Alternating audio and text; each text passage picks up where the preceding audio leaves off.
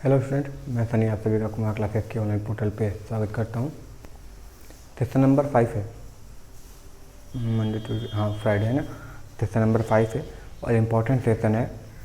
इसमें करीब तुमको 50 से 60 या उससे ही ज़्यादा ही तुमको क्या आज देखने को मिलेंगे फॉर्मूले, और सारे इम्पोर्टेंट फार्मूले हैं, ठीक है, जिस पे तुम्हारे न्यूमेरिकल पूछे जाते हैं। और जितने न्यूमेरिकल पूछे जाते हैं बस टेक्निकल हेल्पर की नई बात हो रही है। यूपीआर यूनिट TG2 को देखते हुए DMRC, LMRC, DO, RDO, DSSB जो भी है, जो भी एग्ज़ाम होने वाले हैं ITI लेवल पे या JEE लेवल पे भी, उन पे इस फार्मूले पे क्वेश्चन ज़रूर आते हैं, ठीक है, वन स्टेप क्वेश्चन आते हैं। तो उनको देखते हुए हम लोग ने क्या किया, सारे इंपॉर्टेंट फार्मूले एक वीडियो में देने का प्रयास किया है, जिससे तुम्हारे सारे फार्मूले केवल रिवाइज हो जाए। मतलब फार्मूले पे डायरेक्ट सवाल, डायरेक्ट बेस्ड क्वेश्चन आएंगे तुम्हारे, तो 7 से 8 सवाल आएंगे तो आराम से कवर हो जाएगा। इसलिए इसको ऑफलाइन इसलिए दिया, देखो ध्यान सुना, इसको ऑफलाइन इसलिए दिया जा रहा है कि तुमको फटाफट क्या होगा, लिख कर स्लाइड के माध्यम से समझा दिया जाए, क्योंकि तुम्हारा टाइम वेस्ट ना हो, ठीक है।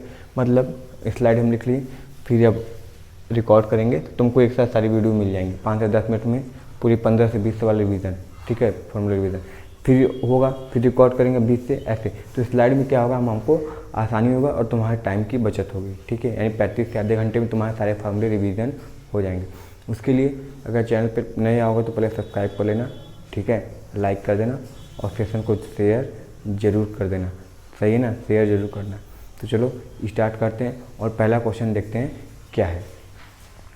क्वेश्चन बोल रहे हैं फार्मूला, देखो पहला फार्मूला क्या है। सबसे पहला क्वेश्चन यही रहता है कि होता है मास ऑफ इलेक्ट्रॉन और मास ऑफ प्रोटॉन में कितने का गैप है। अगर मास ऑफ इलेक्ट्रॉन है तो मास ऑफ प्रोटॉन क्या होगा, ठीक है। या फिर ये पूछता है कि बेटा mass of electron mass of proton का कितना होता है, तो 1080 गुना, और इस पर न्यूमेरिकल भी आता है। मास ऑफ इलेक्ट्रॉन दे देगा तो मास ऑफ प्रोटॉन पूछता है, या मास ऑफ प्रोटॉन दे देगा तो मास ऑफ इलेक्ट्रॉन दे देगा, जो कि हमको पता है कि क्या होता है।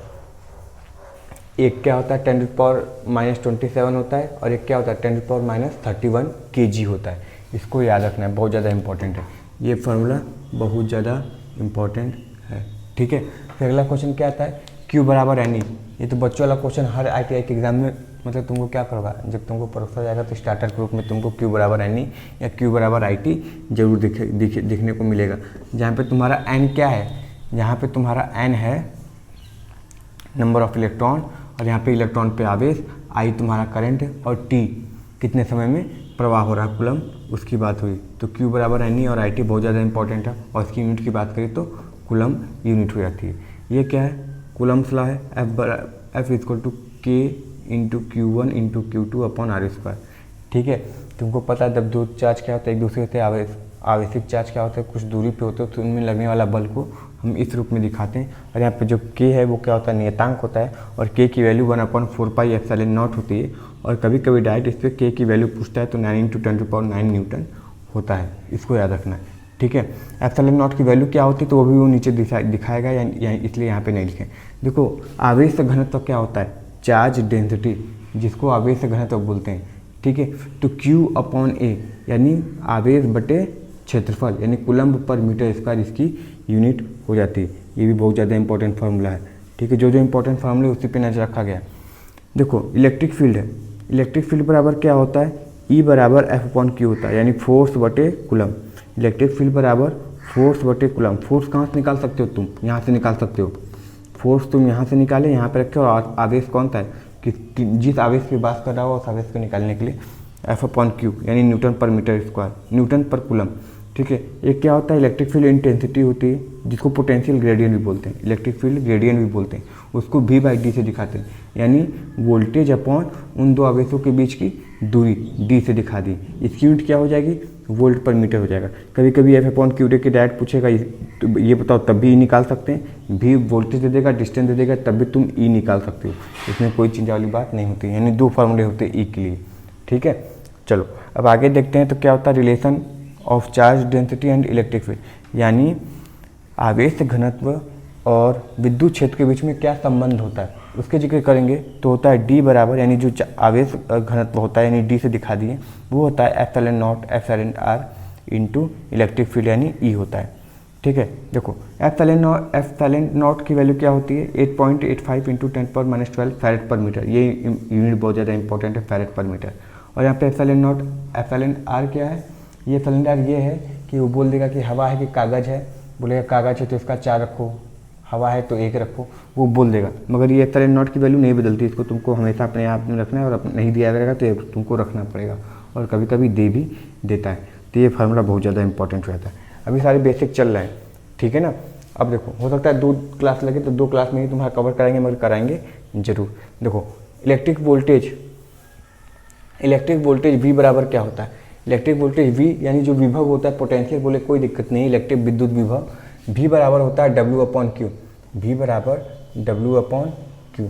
W क्या है हमारा, कार्य है, और ये Q है, ठीक है। यानी किसी इलेक्ट्रिक फील्ड में एक आवेश को एक जगह से दूसरी जगह ले जाने में किया गया कार्य हमारा क्या कहलाता है, वोल्टेज कहलाता है, या विभव कहलाता है। इस यूनिट क्या हो जाती है, जूल पर कूलम यूनिट हो जाती है, ठीक है। अब देखो आगे कैपेसिटेंस यानी धारिता, तो धारिता की यूनिट क्या होती है, यानी फार्मूला क्या होता है, C बराबर F/L0 A/D। F/L0 की वैल्यू अभी यहाँ पे बताएं, 8.85 × 10⁻12 फैरेड पर मीटर, ठीक है। और ये क्या है, हमारा क्षेत्रफल है, और ये क्या है, उन 2 प्लेटों के बीच में दूरी, क्योंकि तुमको पता है कैपेसिटर कैसे बनता है, उसको यहाँ पे डिस्कस नहीं करना है, हम लोग को केवल न्यूमेरिकल बेस पे चलना है, तो फॉर्मूले याद होने चाहिए, सही है ना।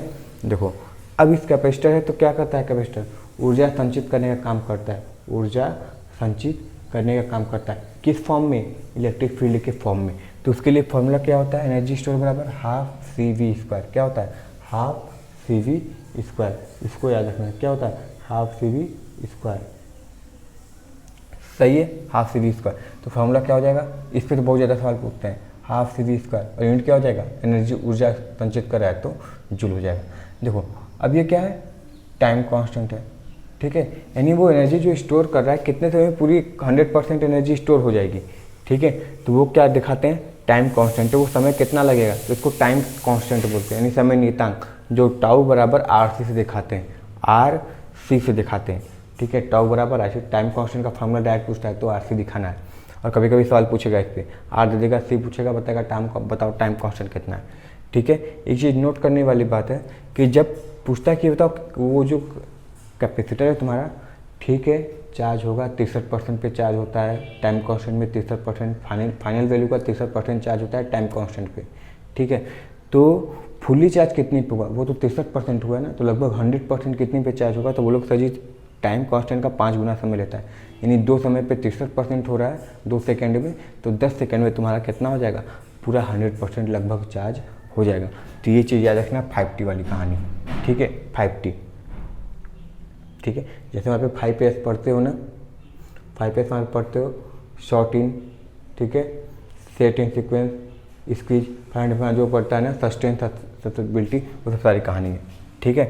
फ्लक्स डेंसिटी क्या होता है, फ्लक्स डेंसिटी बराबर B = 5/8, यानी कभी कभी पूछता है फ्लक्स डेंसिटी किससे दिखाते हैं, BHL फलाने पे, तो B से दिखाते हो, और यूनिट क्या होता है 5/8, यानी फ्लक्स पर मीटर स्क्वायर, फ्लक्स पर मीटर स्क्वायर यानी वेबर पर मीटर स्क्वायर, इसको टेस्ला भी बोलते हैं, और कभी कभी टेस्ला की जगह गॉस भी लिखेगा तो कोई दिक्कत नहीं, क्योंकि हमको पता है टेस्ला बराबर 10⁴ गॉस होता है। तो यूनिट याद रखना बहुत ज़्यादा इंपॉर्टेंट, बहुत सवाल पूछता है, B बराबर 5/A हो जाता है, ठीक है। अब देखो फ्लक्स इंटेंसिटी की बात करें, यानी चुंबकीय फ्लक्स तीव्रता की बात करें, चुंबकीय फ्लक्स तीव्रता की बात करें तो उसको H से दिखाते हैं, और फार्मूला क्या होता है, NI/L। तुमको लग रहा होगा कि सर इसी पे सारे सवाल आते हैं, और उसको एक जगह में एकत्रित किए, ठीक है। H बराबर NI/L होता है, NI/L, NI/L, NI के किस फार्मूला होता है, तो बोलोगे सर ये तो MMF का भी होता है, ठीक है, चुंबकीय वाहक बल, चुंबक फ्लक्स वाहक बल, उसकी भी फार्मूला होता है MMF बराबर NI, तो इसको याद रखना है, NI/L, यानी एम्पियर टर्न पर मीटर। बहुत ज़्यादा इंपॉर्टेंट ये फार्मूला बन जाता है तुम्हारे लिए, सवाल तो इस पर रगड़ के आएंगे, ठीक है। दूसरा HF बराबर F/5, कभी कभी F दे देगा, 4 दे देगा, यानी दोनों फ्लक्स के बीच में, 2 पोल के बीच में कितना, यानी जो फ्लक्स है उसके बीच में कितना बल लग रहा है, और बटे उस फ्लक्स का मान दे देगा, तो ऐसे निकल सकता है H बराबर F/5, यूनिट क्या हो जाएगी, न्यूटन पर वेबर हो जाएगी, ठीक है। देखो ये वाली कहानी सेम होती है, जैसे ये इलेक्ट्रिक सर्किट में होता है वो मैग्नेटिक सर्किट में होता है, ठीक है। देखो B तथा H के बीच में रिलेशन, वहाँ पे वो फ्लक्स डेंसिटी था, यहाँ पे ये फ्लक्स डेंसिटी है, वहाँ पे वो आवेश घनत्व था, और यहाँ पे ये फ्लक्स घनत्व है। वहाँ पे वो क्या था, इलेक्ट्रिक की तीव्रता थी, विद्युत तीव्रता थी, यहाँ पे ये चुंबकीय तीव्रता है, सारी कहानी सेम है, ठीक है। एच है ये, तो बी बराबर mu naught mu R H होता है, जहाँ पे म्यू नॉट की वैल्यू 4 पाई इंटू 10⁻⁷ हेनरी पर मीटर, बहुत ज़्यादा इंपॉर्टेंट हो जाता है, ठीक है। चलो अगला देखो, दो धारावाही चालक के बीच में बल, जो कभी कोई डिस्कस करते हैं कि एक तार इधर से गया, एक तार ये गया, पैरेलल दो तार है, उसके बीच में समान दिशा में धारा बह रही, तो बताओ उसके बारे में बल कितना लगेगा, या विपरीत दिशा में बल लग रहा है तो कितना लग रहा है, तो वो तो थ्योरी का क्वेश्चन हो गया, आकर्षण व विकर्षण ये बताओ। मगर जो सबसे इंपॉर्टेंट चीज़ हम पूछ रहे हैं, वो बल लगेगा तो ठीक है, कितना लगेगा, कितना लगेगा, तो उसका परिमाण ऐसे निकलता है, कैसे निकलता है, इसका परिमाण ऐसे निकलता है, ठीक है। इसकी कहानी ख़त्म हो गई, चलो ठीक है, इसे करते हैं, इससे परिमाण निकलता है, परिमाण, ठीक है। चलो ये हो गया, आते हैं नीचे तो रिलेक्टेंस की बात करते हैं। रिलेक्टेंस मतलब प्रतिष्ठब्य, रिलेक्टेंस मतलब प्रतिष्ठब्य होता है, जैसे उसमें रेसिस्टेंस होता है, इसमें क्या होता है, रिलेक्टेंस होता है। इसको यस से दिखाते हैं, और फॉर्मूला क्या होता है, 1/μ L/E, ठीक है। यूनिट क्या रहती है, 1/हेनरी, या फिर एक और फार्मूला होता है यस बराबर mmF/5, यानी एम्पियर टर्न पर वेबर, इसको याद रखना है। देखो static EMF by Faraday law, static मतलब कोई ऐसी युक्ति भी होगी जिसमें ईएमएफ तो बनता होगा, मगर उसमें कोई भी गतिशील भाग नहीं होगा, जैसे जनरेटर में होता है तो रोटर स्टेटर होते हैं, उसमें ऐसा कोई चीज़ नहीं होता होगा। और वो क्या चीज़ है तुम्हारा, तुम बोलोगे सर वो तो ट्रांसफार्मर है, उसमें स्टैटिक इंड्यूस ईएमएफ होता है, ठीक है। तो एक कहानी की बात हो रही है, समझ में आया ना। स्टैटिक इंड्यूस ईएमएफ फैराडे का कैसा निकलता है, E बराबर -N/dφ/dt, ठीक है। इसको याद रखना है, N/dφ/dt, और इसका माइनस साइन क्या दिखाता है, लेंज लॉ को दिखाता है, ठीक है। और इसमें ईएमएफ की दिशा भी लेंज लॉ से ही ज्ञात करते हैं स्टैटिक वाले में। और जो डायनेमिक वाला होता है इसमें फ्लेमिंग के राइट हैंड रूल का, हम बार बार इस चीज़ का जिक्र करते हैं क्योंकि बहुत बार गलत करते हो। तो जो गतिशील इंड्यूस ईएमएफ है वो E बराबर BLV sin थीटा, E बराबर BLV sin theta. Flux density कहाँ गया, B हमारा यहाँ पर है। ये L क्या है, कंडक्टर की लंबाई, ये क्या है, कितनी तेज़ी से रोटेशन कर रहा है, वेग है, और ये sin थीटा मैग्नेटिक फील्ड और उस कंडक्टर के बीच में बनने वाला कोण ही कहलाता है BLV sin थीटा, ठीक है। ये डायनेमिक इंड्यूस ईएमएफ हो। चलो ये देखो 17 फार्मूले होंगे, और 17 फार्मूले एक से एक हैं, सभी पे तुमको लगेगा कि फार्मूले पे प्रश्न आते हैं सर जी, पक्का बोल रहे हैं, 1 नंबर का फॉर्म, इतने में तो 2 नंबर आराम से बन जाएंगे, ठीक है। तो 3 स्लाइड में तो 6 नंबर या 6 या 7 नंबर बन जाएंगे। इसी तरह धीरे धीरे हर एक अलग अलग सेक्टर से जो हम क्वेश्चन ला रहे हैं उसको बस पढ़ लो, अलग अलग सेक्टर से तुम्हें से क्वेश्चन फंसेंगे और नंबर तुम्हारे इंक्रीज होने के चांसेस ज़्यादा हो जाएंगे। ये समझ में आ गया, तो इसको हटा दें, ठीक है, इसको हटा दें, स्क्रीनशॉट लेना है तो ले लो।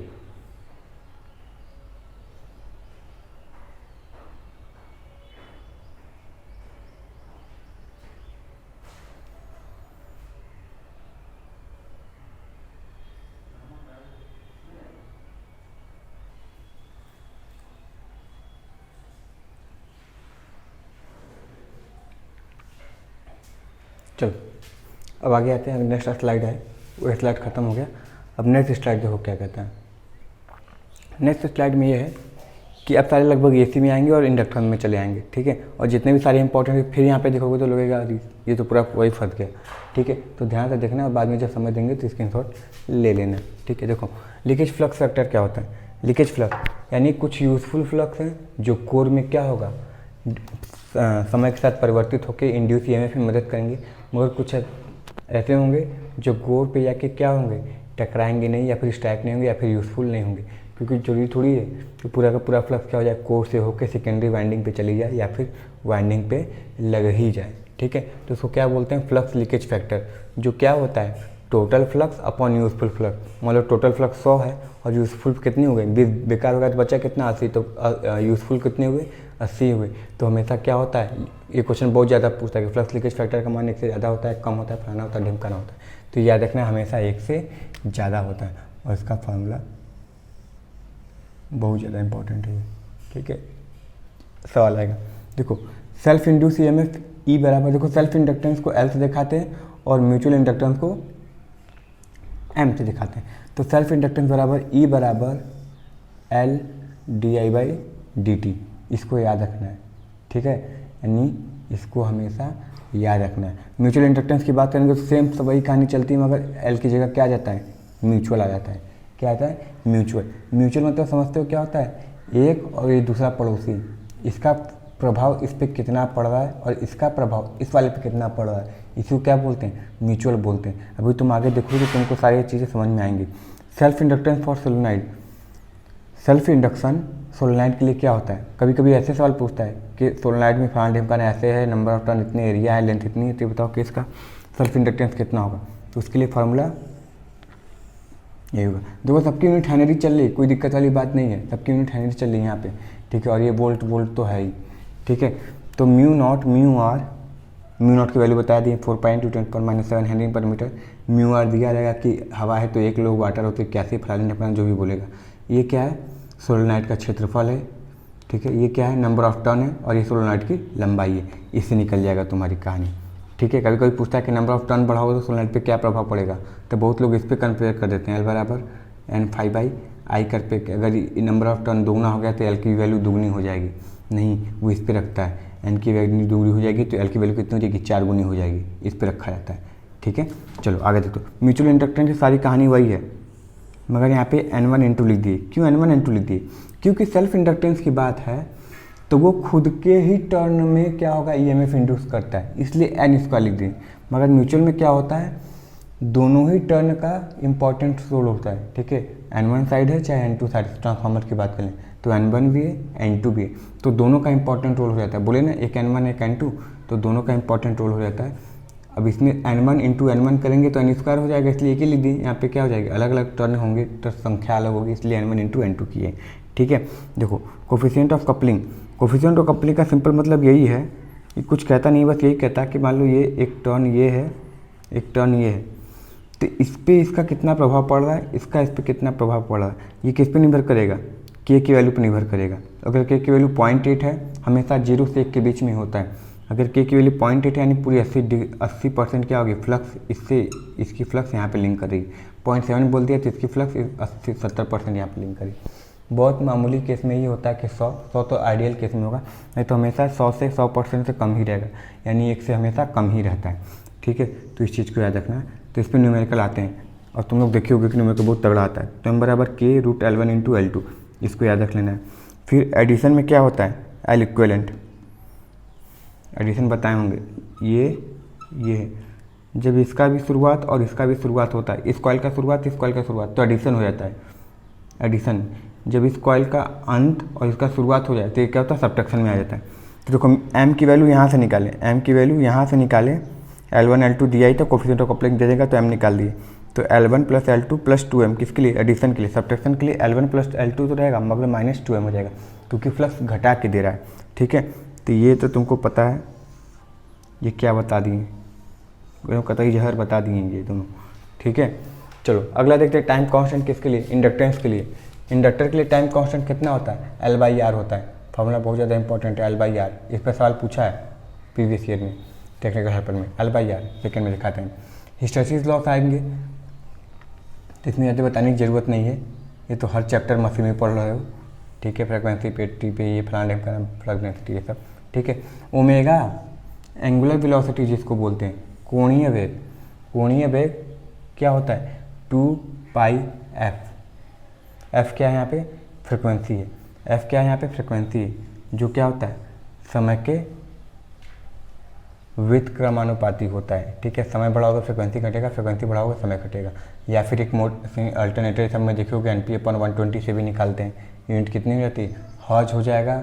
या कभी कभी साइकिल पर सेकंड भी लिखे तो घबराना नहीं है, ठीक है। पावर फैक्टर की बात करेंगे तो पावर फैक्टर कितना होता है, cos πr/z, या कभी कभी क्या लिख देगा, kW/kVA, यानी true power upon apparent power, यानी वास्तविक शक्ति बटे आभासी शक्ति, इसको याद रखना है, ठीक है। देखो अब AC में कूदा है, तो ये अब कहाँ पे चले आए, AC पे चले आए। तो देखो पीक फैक्टर बराबर, पीक मतलब चरम गुणांक या शिखर गुणांक क्या होता है, पीक फैक्टर का फार्मूला पूछेगा तो क्या होता है, maximum value upon RMS value, पता है PMR, मैक्सिमम बटे RMS वैल्यू, और इसकी वैल्यू कितनी थी 1.41। किसी भी इसको डिवाइड कर लो, मैक्सिमम बटे RMS, मैक्सिमम ये दिया है, RMS ये निकालो, डिवाइड करो, तुमको यही प्राप्त होगा। किसी भी साइन को उठा के देखोगे यही तुमको प्राप्त होगा। फुल वेव की बात कर रहे हैं, ठीक है। मैक्सिमम फुल वेव की बात करेंगे, हाफ की होगी तो चेंज हो सकता है। ये साइनसोइडल वाई की बात हो रही है, साइनसोइडल की अधिकतर हम बात करते हैं तभी इतना निकालते हैं, ठीक है। और सबके लिए बदल जाएगा, हाफ वेव के लिए अलग हो जाएगा, प्राणा के लिए अलग, दिखाने के लिए अलग, ठीक है। ये साइनसोइडल फुल वेव की बात हो रही है। फॉर्म फैक्टर यानी आकृति गुणांक, आकृति गुणांक फॉर्म फैक्टर बराबर फ्रा RMS बटे एवरेज वैल्यू। इसकी वैल्यू कितनी आती है 1.11। कभी कभी कुछ वेव ऐसे हैं जो डायरेक्ट पूछ लेता है, इसलिए किसकी है लिख देते नहीं, कन्फ्यूज हो जाओगे। ये साइनसोइडल के लिए ही है, साइनसोइडल वो भी फुल वेव, इसको याद रखना है। ये भी साइनसोइडल है और फुल वेव के लिए, इतना याद रखना है, ठीक है। देखो अब देखो साइनसोइडल फुल वेव में आएंगे तो जब एवरेज वैल्यू निकालते हैं, क्योंकि यहाँ पे देखो कहीं पे एवरेज वैल्यू निकालना है, कभी RMS वैल्यू निकालना है, VM वैल्यू तो दिया ही रहेगा, ठीक है। तो कभी एवरेज वैल्यू निकालोगे तो फॉर्मूला क्या हो जाएगा, ये देखो कतई जहर वाला फॉर्मूला है, एवरेज वैल्यू 2Vm/π क्या होता है 2Vm/π होता है। अगर RMS वैल्यू देखोगे तो क्या हो जाएगा Vm/√2 हो जाता है। क्या हो जाता है Vm/√2, किसके लिए फुल वेव के लिए। और अगर यही हाफ वेव में आओगे, यही हाफ वेव में आता है, देखो कोई भी वेव हो, साइनसोइडल हो, ट्रायंगुलर हो, स्क्वायर हो, रेक्टेंगुलर हो, हाफ वेव हो, अगर उसका तुमको हाफ फुल वेव दिया हुआ है सारे का, ट्रायंगुलर, स्क्वायर, साइनसोइडल सारे फुल वेव दिए हैं, कोसाइन वेव भी हो सकता है, उसका अगर तुमको हाफ वेव का RMS एवरेज निकालना है तो क्या करो, केवल बटे √2 कर दो, अपॉन √2 से भाग दे दोगे, तुम्हारा क्या हो जाएगा हाफ वेव का निकल के चला आएगा, ठीक है। तो अगर इसको हाफ वेव √2 से भाग देंगे तो हमारा एवरेज वैल्यू कितना निकल के आएगा हाफ वेव साइनसोइडल का Vm/π होता है। ये क्या होता है RMS बराबर Vm/√2। अभी देखो तुम चार्जिंग कंडीशन पढ़ोगे कैपेसिटर का, तब V बराबर 1 - e⁻⁻ RC³ बराबर, तो वो सब चीज़ नहीं बताएं क्योंकि उस पर तुम लोग को सवाल नहीं पूछता है, ठीक है। और पूछेगा तो छोड़ के आना है, DFCCL में छोड़ के आए थे ना, तो इसमें भी छोड़ के आना है, इसलिए उतना वो चक्कर नहीं फंसा रहे, सही है। अब देखो ट्रायंगुलर वेव की बात करते हैं, ट्रायंगुलर वेव की बात करते हैं। ट्रायंगुलर वेव देखोगे तो एवरेज वैल्यू कितनी रहती है Vm/2। ये फुल वेव की बात हो रही है, किसकी फुल वेव। इसमें हाफ वेव बहुत कम पूछता है, ना के बराबर पूछता है। फुल वेव Vm/2 और RMS बात करेंगे तो Vm/√3। स्क्वायर वेव की बात करेंगे तो एवरेज बराबर Vm, इसमें कोई चेंजेस नहीं होता है, जो एवरेज होता है वही RMS होता है, इसलिए इसकी वैल्यू 1 आती है। आई देखो RMS कैसे निकालते हैं, कभी कभी देखोगे तुमको ऐसे देखा मिलेगा, I बराबर Im, ठीक है, प्लस Im sin ωt, ऐसे लिखा मिलता है, ठीक है। और भी कुछ cos ωt फाइन जुड़ जाता है। तो ये देखो जिसके साथ साइन और ωt नहीं होता है वो हमारी एवरेज वैल्यू होती है या DC वैल्यू होती है, तो हमारी ये क्या हो जाती है एवरेज वैल्यू होती है। और ये जो होती है हमारी क्या होती है मैक्सिमम वैल्यू होती है, और इसी मैक्सिमम वैल्यू को I1 या I2 बोलते हैं, ठीक है। तो अगर 4 होगा तो I1 + I2 I3 I4 सारी वैल्यू रख के स्क्वायर कर देंगे बटे √2। एक्चुअली जानते हो करते क्या है, हम RMS वैल्यू निकालते हैं। क्या निकालते हैं RMS वैल्यू का स्क्वायर करते हैं। जैसे Im मैक्सिमम वैल्यू है ना, तो क्या करेंगे Im/√2 का स्क्वायर करते हैं। तो RMS वैल्यू का स्क्वायर करोगे तो देखो कितना आ जाएगा, ये Im उसी तरह रह जाएगा Im स्क्वायर, और √2 की वैल्यू का स्क्वायर करोगे तो क्या हो जाएगा 2, तो एग्जैक्ट ये निकल के आता है। तो वो हम वो करते हैं, मगर तुमको लगता है क्या कि ये फॉर्मूला याद रखने वाली चीज़ है। हम क्या करते हैं, जो मैक्सिमम वैल्यू उसको RMS वैल्यू का स्क्वायर करते हैं। तो Im/√2 Vm/√2 बदल दिए किसको RMS में, अब इसका स्क्वायर कर दिए, तो स्क्वायर कर दिए तो Im का स्क्वायर हो गया, यानी I1 का स्क्वायर I2 का स्क्वायर बटे 2, और सबको जोड़ दिए एक साथ। समझ में आया। तो ये तुम्हारी देखो ये दूसरी स्लाइड है, आई होप समझ में आएगा, ये भी बहुत ज़्यादा इंपॉर्टेंट है, दूसरी स्लाइड भी इंपॉर्टेंट है, सही है, सही है। चलो इसको हटाते हैं और फटाक से कितने 37 ना, या फिर रहने देते हैं यहीं पे, ठीक है, रहने दें यहीं पे। अगले स्लाइड में हम लोग फिर आगे बढ़ेंगे, ठीक है, अगले स्लाइड में फिर आगे बढ़ेंगे, सही है ना। अगले स्लाइड में फिर देखेंगे, 2 स्लाइड देख लो, फॉर्मूले सारे इंपॉर्टेंट है, 25 मिनट का लेक्चर है, बहुत ज़्यादा इंपॉर्टेंट तुम लोग के लिए मैटर कर रहा है, ठीक है। बहुत मेहनत किए हैं लिखने में तुम लोग के लिए, और एक एक चीज़ नहीं छोड़े, जिस इन सब पे तो न्यूमेरिकल, सारे पे न्यूमेरिकल, सारे पे एक तरफ से न्यूमेरिकल पूछेगा, ठीक है ना। मतलब बता नहीं सकते कितने इंपॉर्टेंट है ये सारी चीज़ें, सही है। तो सेशन पसंद आएगा तो बाबू इसको लाइक कर देना, शेयर कर देना, ठीक है ना, और चैनल पर नए होंगे तो सब्सक्राइब कर देना, सही है। यार देखो मैंने थोड़ा तो बस ये ऐसे रहता है, बस इसके पे ये ऐसे दबाना होता है, ठीक है। देखो ऐसे दबाओगे ना तो वो ब्लू कलर का हो जाता है या वाइट कलर का हो जाएगा, ठीक है ना। तो इसको बस ये ऐसे वो फेसबुक में ब्लू होता है ना, इसमें ऐसे करोगे तो वाइट कलर का हो जाएगा, ठीक है। तो ऐसे कर देना और एक ऐसे एरो की तरह बना होगा। जब उस पर जाओगे तो शेयर करेगा, फिर उसमें ऑप्शन खुल के आएंगे फेसबुक, व्हाट्सअप, फलाना ढिमकाना, यूट्यूब, ठीक है। तो या शेयर में, तो उसको शेयर कर देना कहीं पे ग्रुप में जो पढ़ते होगे, ठीक है ना। और बगल में तो सब्सक्राइब का बटन होगा रेड कलर का, उसको दबाओगे तो फिर एक बेल आइकन आएगा, फिर बेल आइकन को दबा देना, तुम्हारा काम हो गया, ठीक है। और उससे भी अधिक इम्पॉर्टेंट काम तुम्हारे लिए क्या है कि एक बार फिर से स्लाइड को देखना है एक बार, ठीक है ना। चलो मिलते हैं नेक्स्ट वीडियो में। Thank you very much and all the very best. Vande Mataram.